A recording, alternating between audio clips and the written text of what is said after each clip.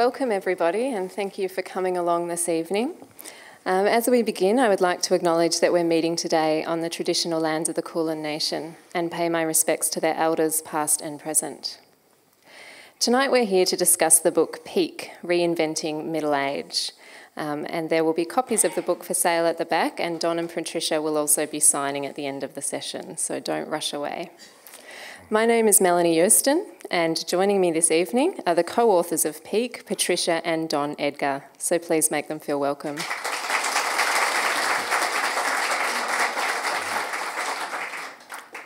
I'll just give you a brief introduction to each of them before we get into the questions, and then we'll be having time for, we'll have about a 45-minute discussion, and then there'll be time for audience questions at the end. So Patricia Edgar is a sociologist, educator, film and television producer, writer, researcher and policy analyst. Through a career spanning 4 decades, she's been at the forefront of media for children nationally and internationally. She was the founding director of the Australian Children's Television Foundation, winning multiple awards for her achievements and programs, and she published the book In Praise of Ageing in 2013. Don Edgar is one of Australia's best-known authorities on social trends as they affect families, communities and the workplace. He was the founding director of the Australian Institute of Family Studies, which became one of Australia's pre-eminent research institutes in family law, social security, work-family programs, youth and family support services, child protection, child poverty, childcare and ageing. Patricia and Don are ambassadors for the National Ageing Research Institute. So as you can see, they've got a lot of experience and well established in the area that we're going to talk about tonight. So this book, here it is here, Peak, Reinventing Middle Age, is quite unusual. It's not something that's written about often. Most books that pay any attention to the ageing population see it as a negative thing, something to complain about. They're either focused on the idea that ageing is a threat to the economy or the ways baby boomers have selfishly made themselves comfortable and left little in their wake. Or they consider longevity and all the things we should be doing to ensure we live as long as possible. But Peak takes a different tack. It suggests that as we're living longer, we need to rethink the lifespan and how we use the time allowed us. A few generations ago, people would retire in their 60s and live perhaps another decade, but increasingly we can expect to live into our 90s and beyond. Patricia and Don argue that it's not just a matter of finding more things to do to fill those later years, but adjusting our approach to our entire lifespan. So I think what's really fascinating about the book is that it's quite revolutionary in what it's calling for, and yet very sensible and rational. And I think that's what I felt while I was reading it. I was just nodding along and agreeing with just about everything that it said. So Patricia, I was wondering, can you describe for us what you see as the different periods of the lifespan and what it now means to be middle-aged? Let me go back just a fraction as to why we came to write this book. I'd never thought much about age, never worried me.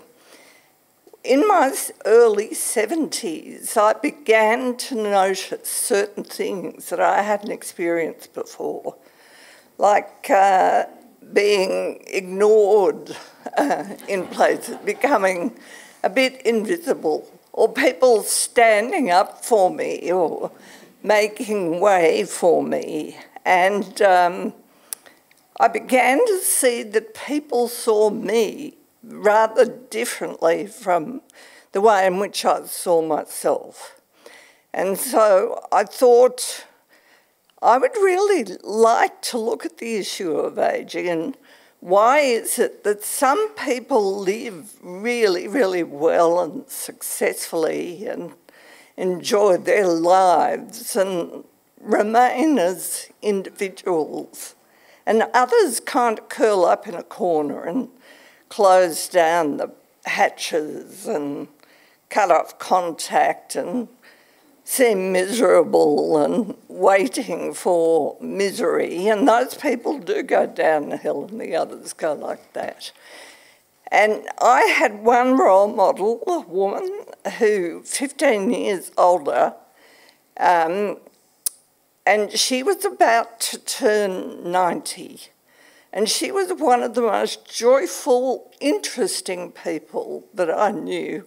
I loved her company, she laughed, she was interesting.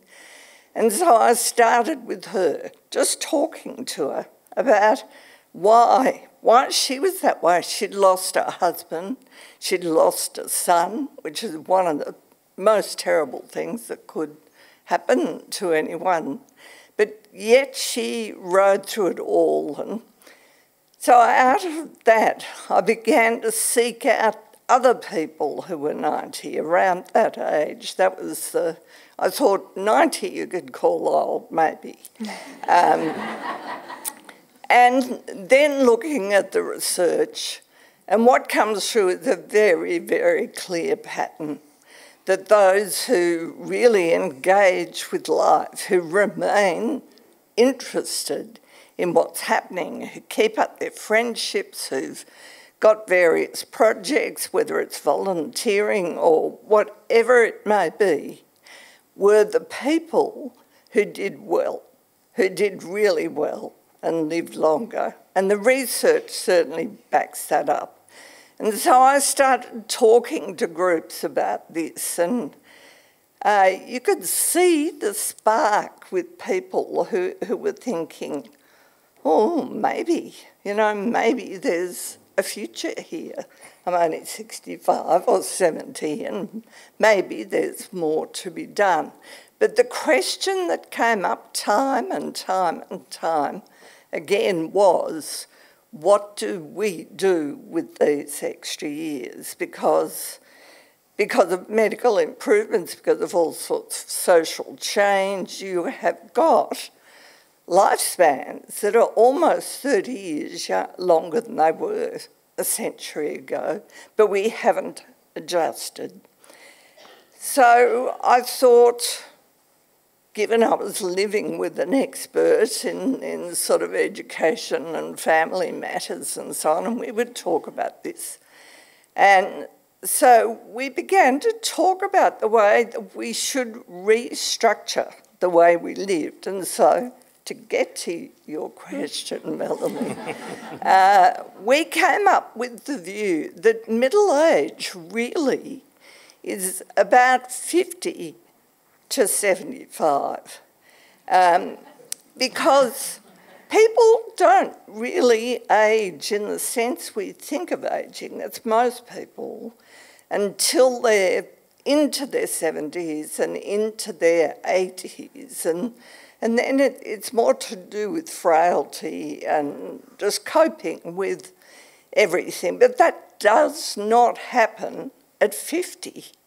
And that's when ageing policy sort of starts up. I mean, they do interviews, government departments do interviews with people over the age of 50 to get views about old age. And so it's an absurd notion. And lots of surveys cut out at 50 plus, don't they? That's right. And if you're going to talk about people's sex lives, that cuts out about 60.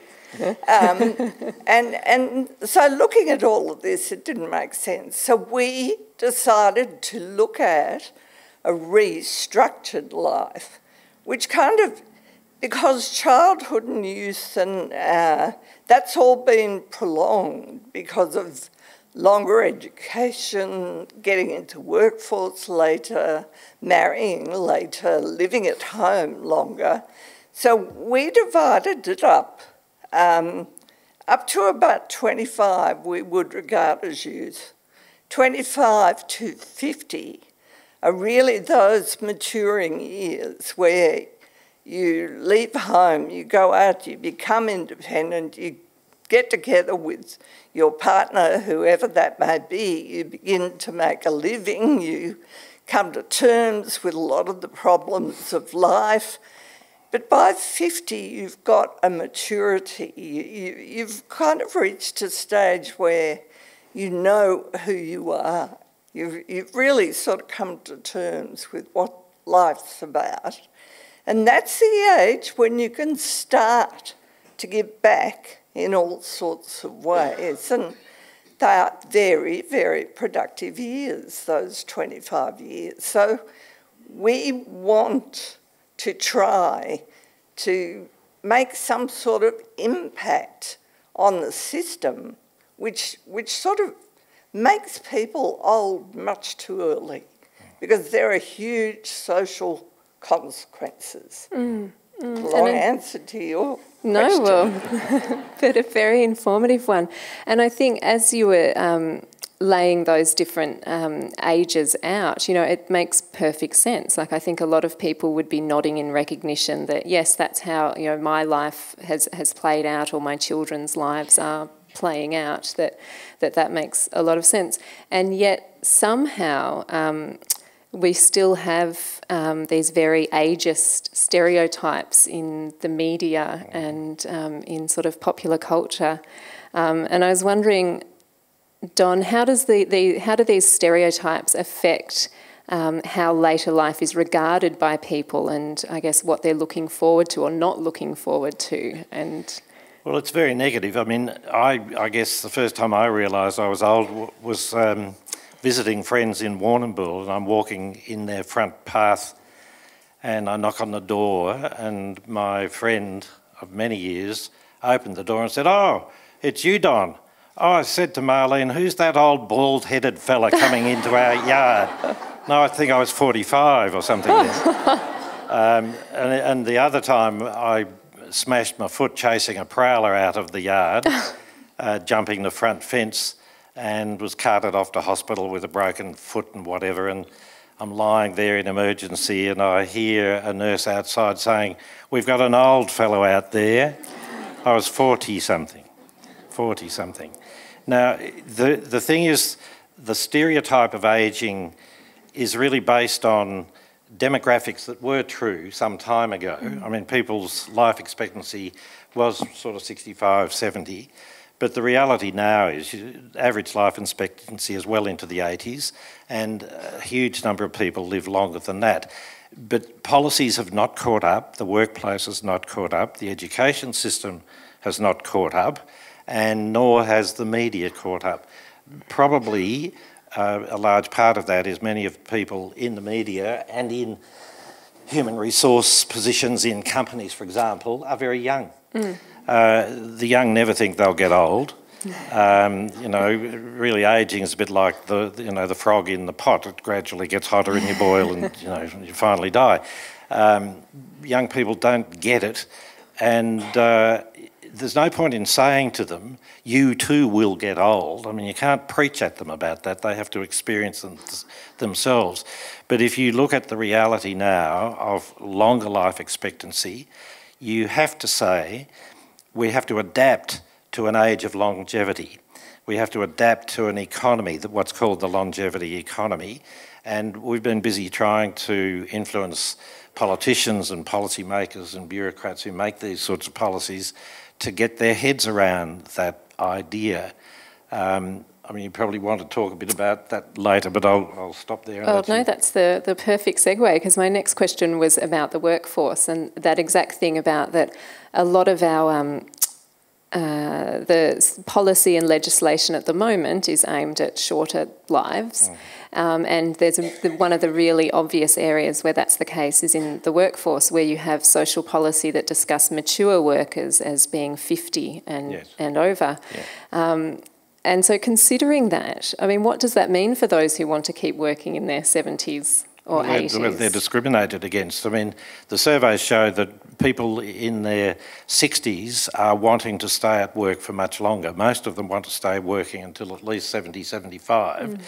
But over 50% of them have already been discriminated against in the workplace, either by being the first to be made redundant, or if they're looking for another job, they don't even get an interview. You know, we've had people say to us, one woman at a talk said her son was an HR manager, and she said he told her, any CV that looks as though it's anybody over 50, they dump in the bin. Now, you know, if you're going to live to be 90 or 100, you're going to be working longer. most people need to work longer. I mean, there's this myth about the baby boomers all being wealthy. I mean, sure, there have been advantages, I suppose, for the baby boomers in the post-war reconstruction period. Things grew, developed. You can argue housing was a little easier than it is now to get and so on. The population was smaller, so there were jobs available.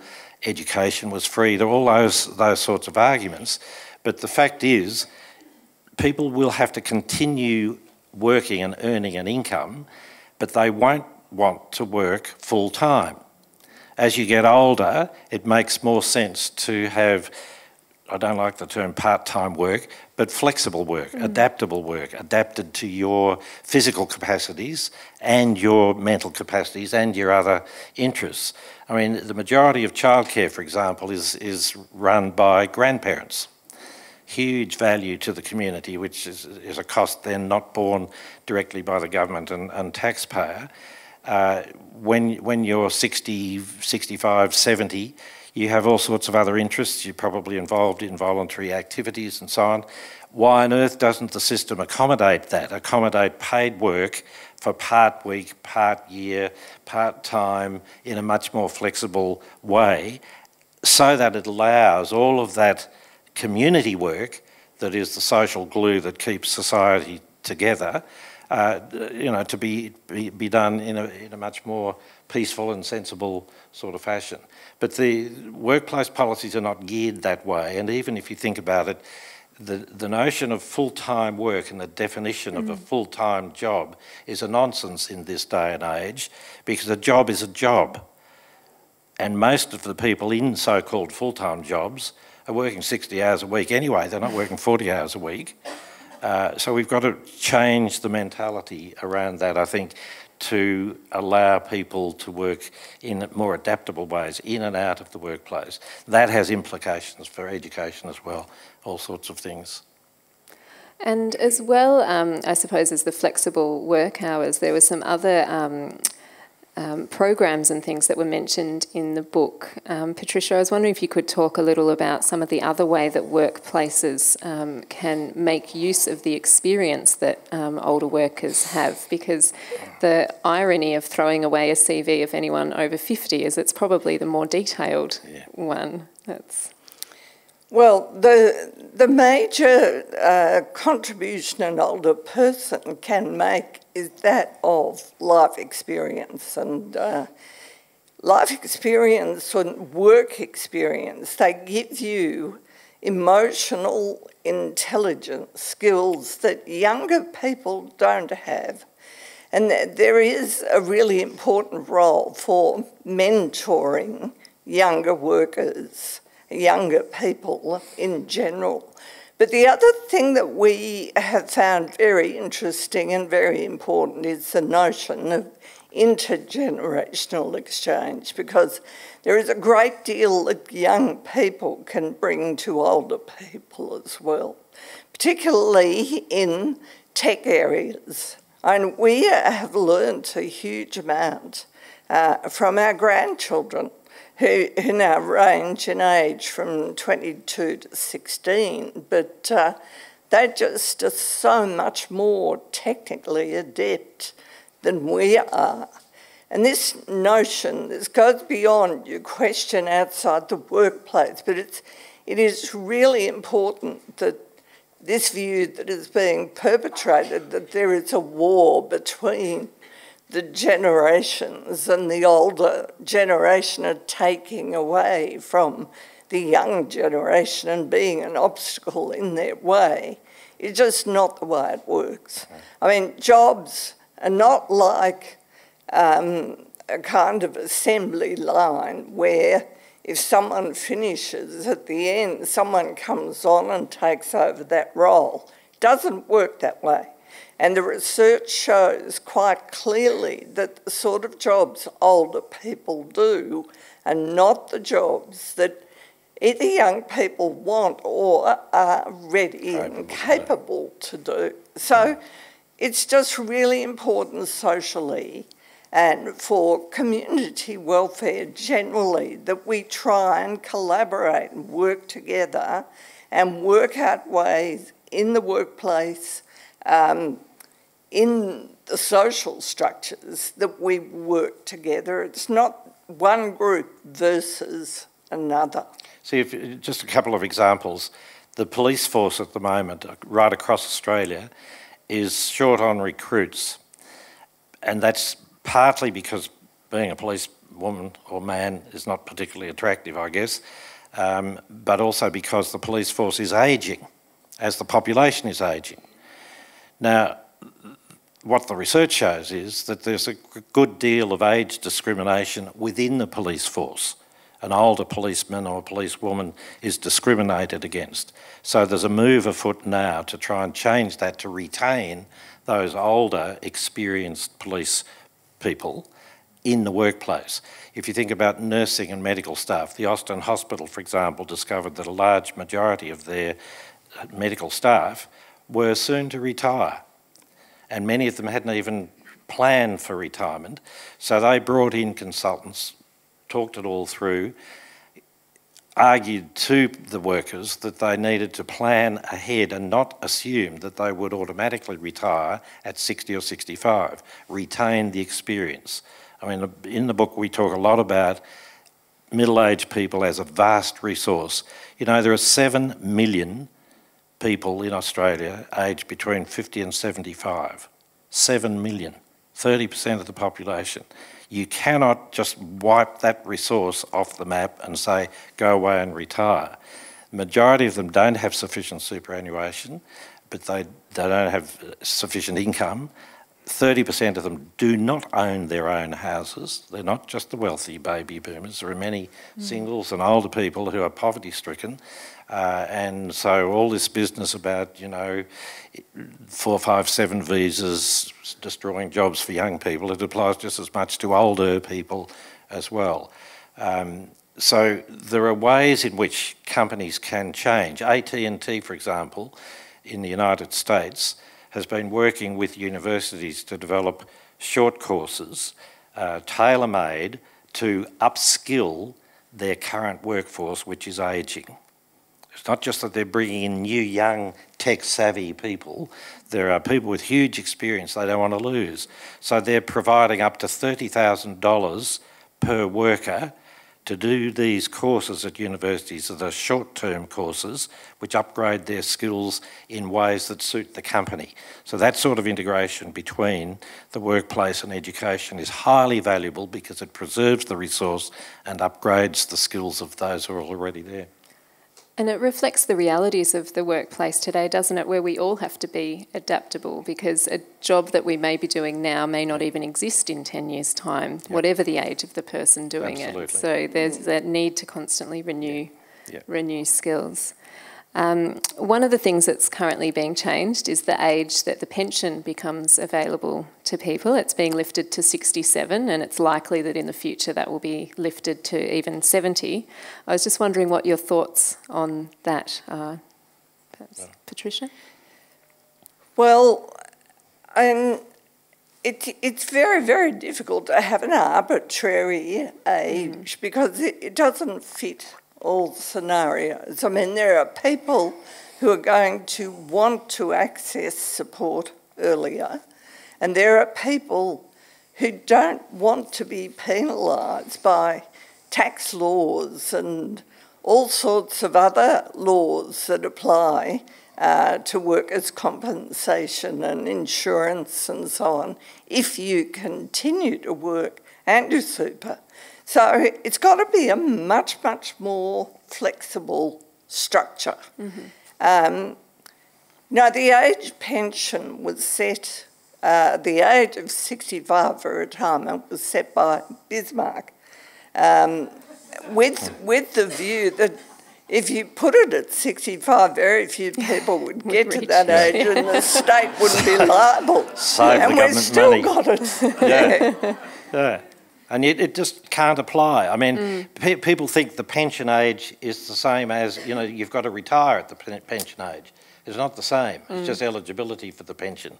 And, you know, the majority of people want to stay being useful, stay being productive, stay engaged and involved. And as Tricia said at the start, the key to successful ageing is to be engaged, to be involved with other people, to have some positive sort of project on the go. It doesn't have to be paid work, that's one thing, and it won't suit everybody. But a sort of arbitrary pension age that sort of implies that you've got to stop work then.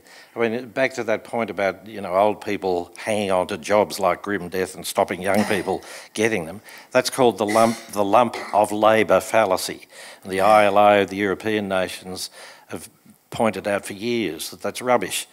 They do not hold jobs which the young can take. Japan is a very ageing society, way ahead of us, but its economy is still thriving because there the government and the businesses are encouraging older people to stay on in the workplace and retrain, but also work in more flexible ways.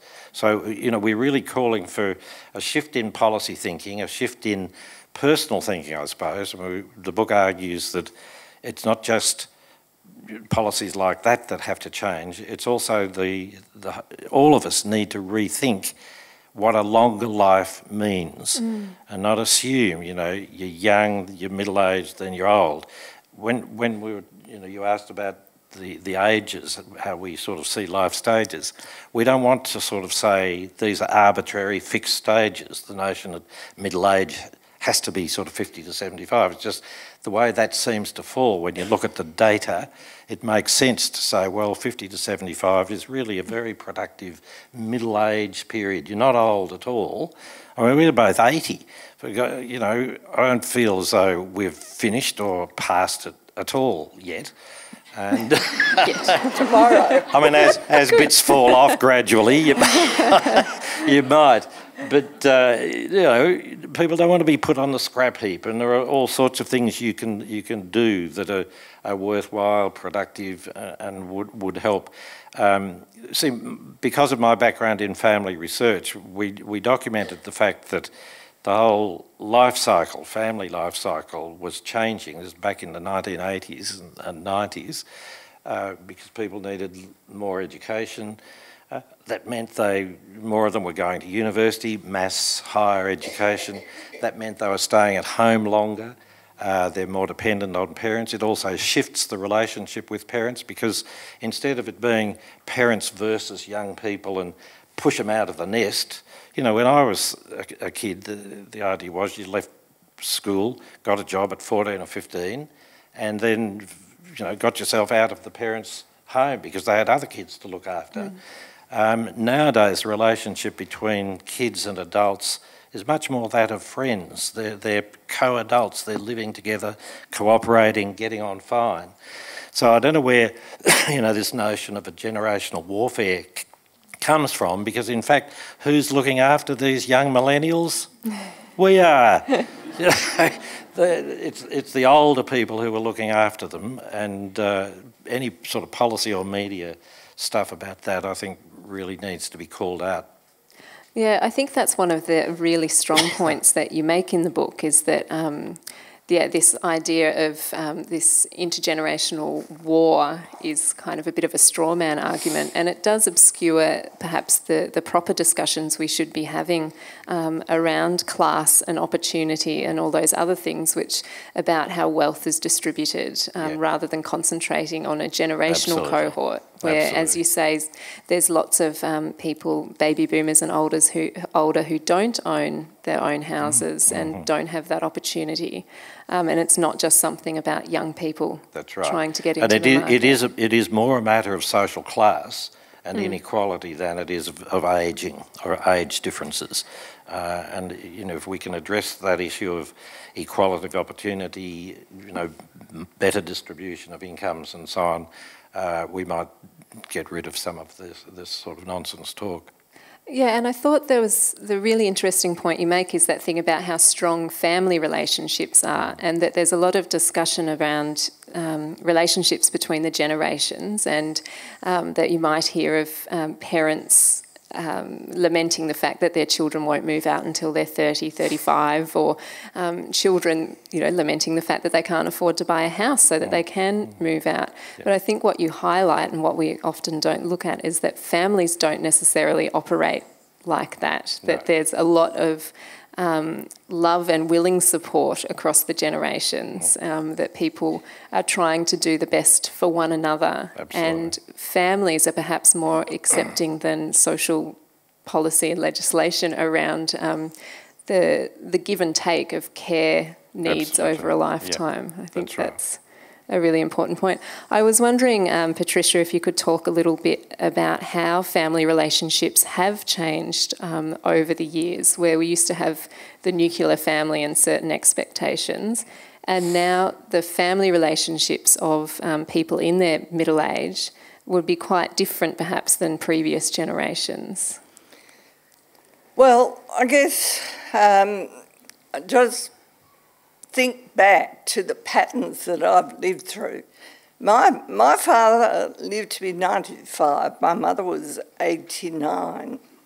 Now, they really encouraged me to go out there and do my thing in the world, but had a very, very firm view that I should be married. I should be married young, and I should be having children young. And she didn't. And they married at 21.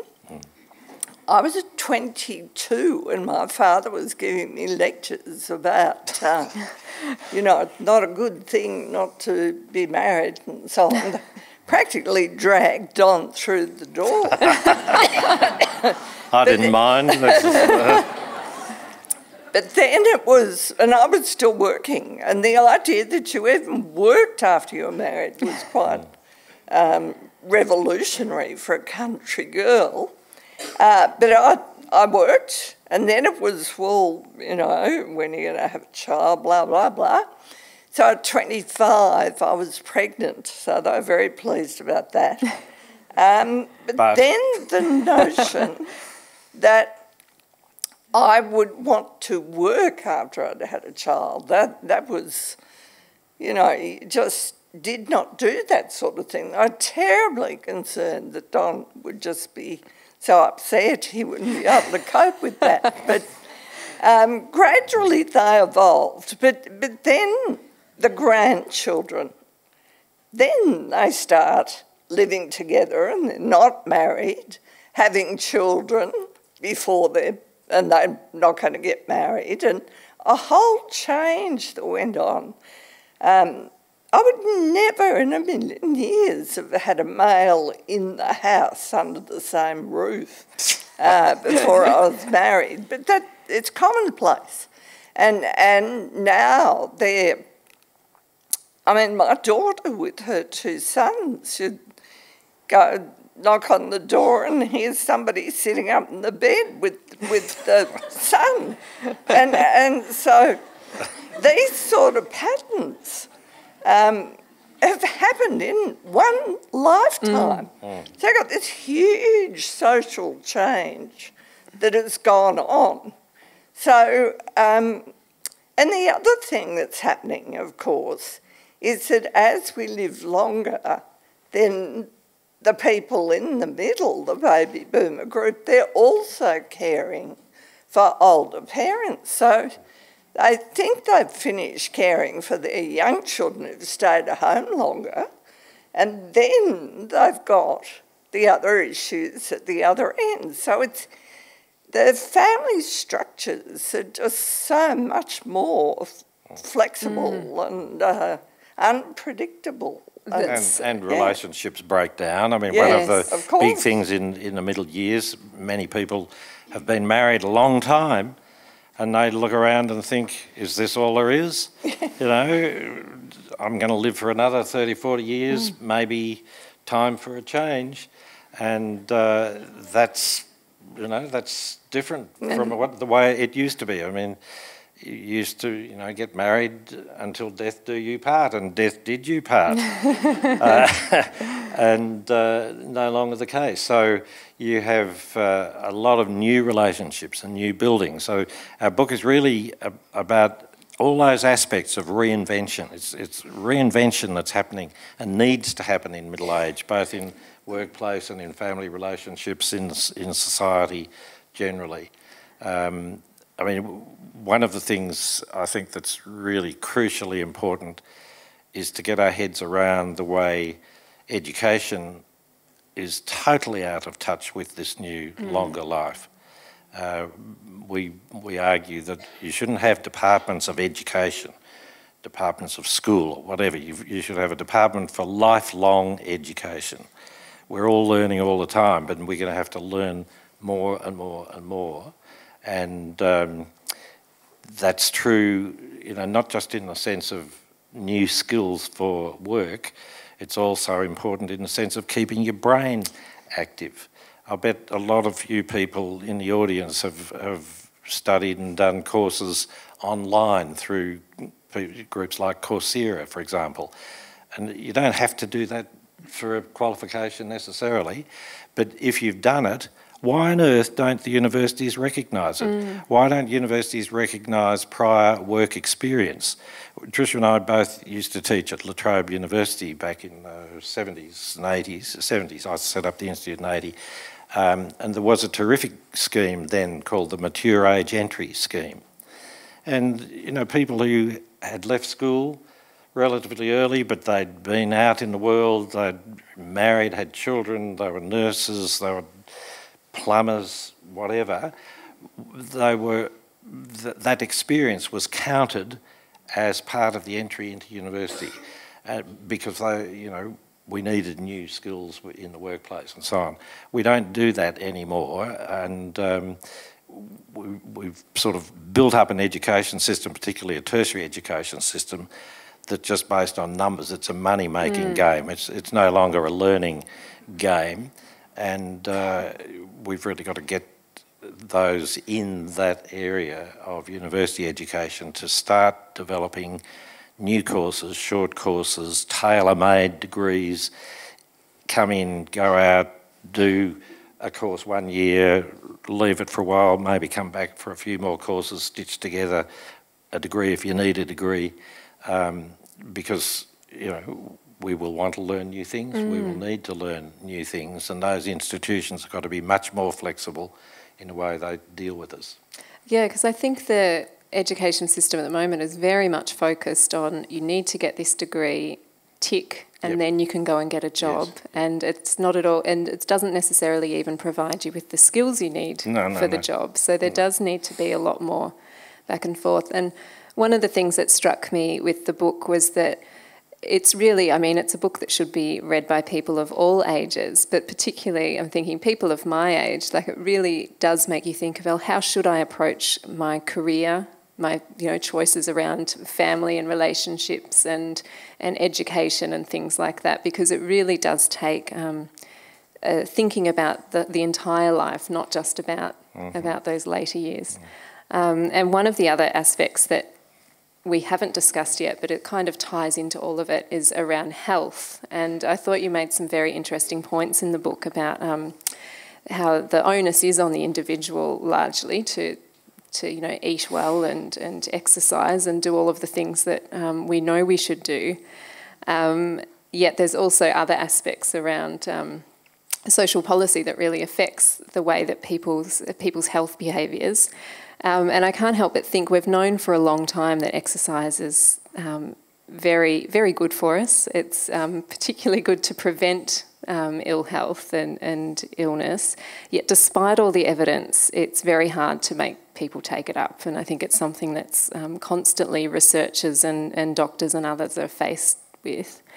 And one of my questions was that with our increasingly sedentary lifestyles, how do we encourage people to do more exercise and take more responsibility for their health? How do we kind of support people to take on that individual responsibility as well? Well, that is going to take a big media campaign because it's really about transforming not only the attitudes of the individual, but the attitudes of the whole medical system. Because we have a system that works on the basis that something goes wrong and then they respond.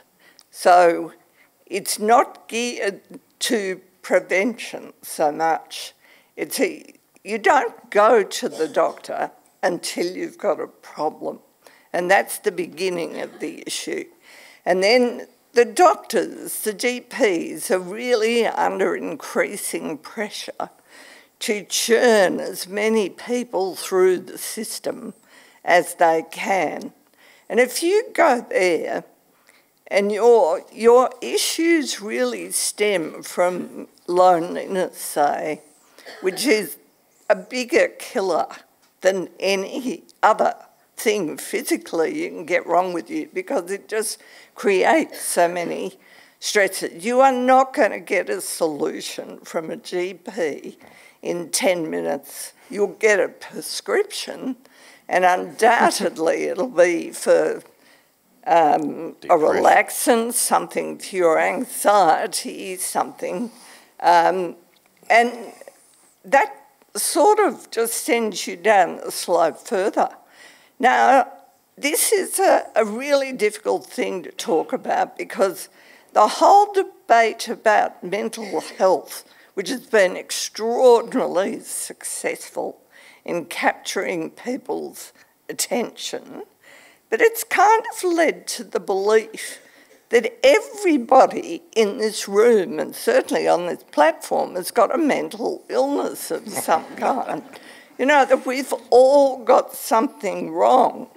Or if we have a bad day or a bad week, then maybe that's a symptom of the fact that we're heading for depression and we need treatment. Now, there's a vast spectrum between sadness and anxiety and stress and grief and maybe being schizophrenic or having some really serious mental problem. But it all gets lumped together. And I think the easiest thing for the GP, because that's an extremely stressful job that they've got, to sit there and churn these people through. And the easiest thing is to order a whole range of tests and give you a script and then go on to the next one. So it is going to take the medical profession and the whole culture to think differently about it. Because if we do, I mean, you all know, that if you go out and you have a walk on a nice day and you get fresh air and you speak to somebody, have a good laugh, you will come home feeling better. If you sit in your chair and say, I'm miserable, you can bet you'll be miserable and you'll stay miserable. Too tired. And it is all tied up together in this very complex system. We can't deny that the medical system has extended the lifespan. You know, they have found ways to treat serious disease, and all of that helps us live longer. But the next step is to make sure that those years where the body does deteriorate, no question, and we've all got something wrong with us, but it's a matter of whether you manage it and manage it positively, or whether you let it defeat you. Yeah, it's the same thing, isn't it? The negative image. Yeah. The minute you get an illness, suddenly, ooh, I'm finished, I'm old. You know, and good God, I mean, I've been through quite a few pretty nasty sort of situations and come through. And I think the other aspect of it is the way exercise and diet is talked about puts you off. I mean, we walk a lot, and we have a house with stairs because we think that's good for us rather than necessarily one level.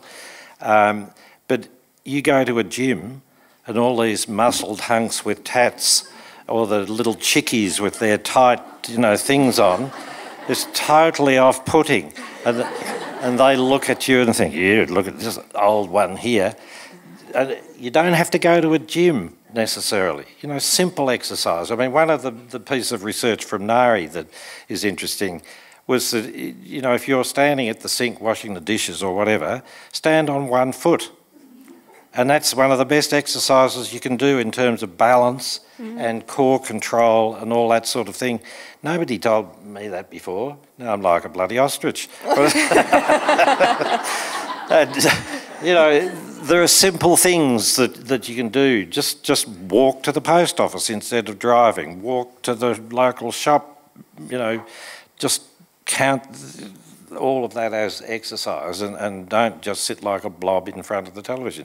I mean, because of the work we do, because we do a lot of writing and that sort of thing, we're probably more sedentary than many people, but we do make an effort to sort of get up and move and get outside, do a bit of gardening, that sort of thing. But you don't get that message from the health exercise people. You have to be gung-ho, and that's the wrong message altogether, I think. Yeah, I think that's a really good point, that a lot of that incidental exercise is what will really keep us going. And diet, of course, is totally confusing.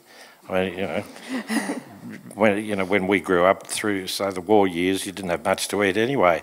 So you were healthy.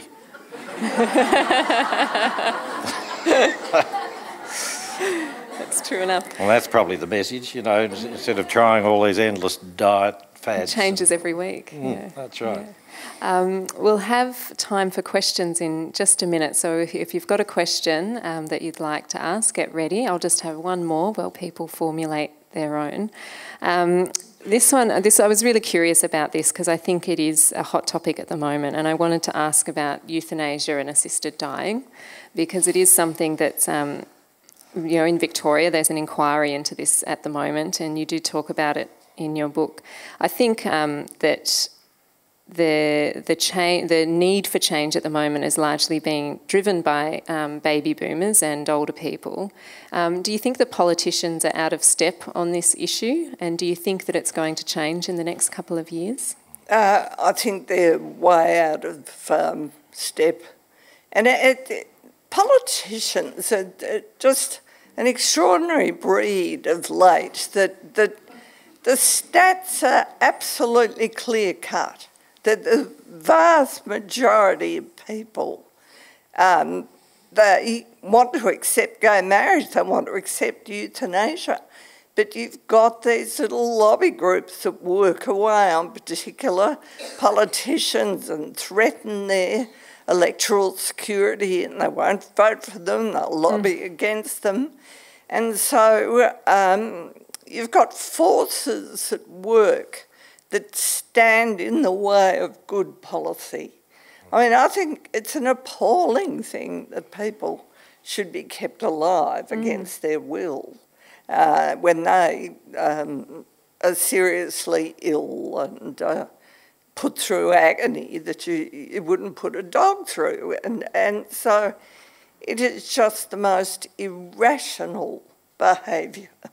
It's also totally irrational that somebody who's got firm views should be able to stand in the way of others who wish to live their life according to their own choices. Yeah, I think that's a really, really good point.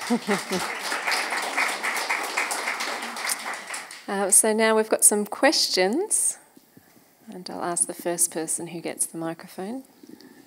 Don, you referred to social inequality. Big problem. A recent Oxfam report indicated that 8 individuals, all men, now have as much wealth as half the world's population. You also mentioned that a lot of people in Australia are working 60 hours. I suspect that the fact that a lot of people are working 60 hours a week is helping some of those fat cats to get fatter. So, and you can pipe in on this as well, Patricia, because you're a sociologist. And sociologists have studied social inequality and social stratification for a long time and have talked about how to get rid of it. So any thoughts on how to deal with this social inequality and to reduce the work week, to make it more like a lot of the European countries where people work maybe 35 to 40 hours a week rather than 50 plus hours a week? Yes, yes. Well, you go. I mean, all of this occurred, this kind of shift to economic rationalism and the market decides and the devil sort of take the hindmost. It just is something that's occurred in the last 20 or 30 years. So things have got way, way out of control, but you are right.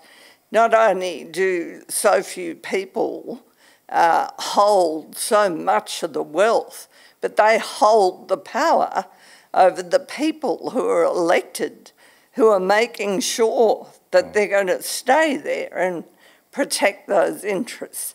The answer, simply, is a form of revolution, which, if you think about the fact that there are 7 million people in Australia, 50 to 75, that is a massive, massive both power block for electoral power and also for economic clout, because that group, putting the wealthy ones aside, has really got the wealth of the nation, but they have got the clout electorally. And we have simply got to get the message through to that political class that they're not going to save their necks by just looking after the elite few. And so, I mean, it's not just my sociological training, but my basic fare, my upbringing, which was, you know, everybody should have a fair go. You look after your neighbour, you look after the welfare of others, and it's the only way that a civilised community can operate. And they're not old-fashioned values at all. They're values that have to be repeated, repeated, repeated. Otherwise you have no society. You've got Maggie Thatcher. There's no such thing as society, as she said. I reckon the two worst dogmas of recent times, religion may be out there as another one, but psychology which puts the blame on the individual all the time, and that's dominated. It's always the individual's fault. It's your head that's wrong. You're not happy. The sort of notion that you are personally responsible and you have to be happy all the time. That's been a major problem. And the dogma of economics, free market economics, neo-capitalism, even Paul Keating is now saying maybe they were wrong, Hawke and Keating, you know, the whole sort of era of neo-capitalism, free market capitalism has come to a stop. What we're seeing currently are sort of strange aberrations of protest. The Trump protest in the United States, hideous as it seems at the moment, is based on that basic total inequality and lack of fairness in America. Not that he's the one who's going to be driving it, but it tapped into that groundswell.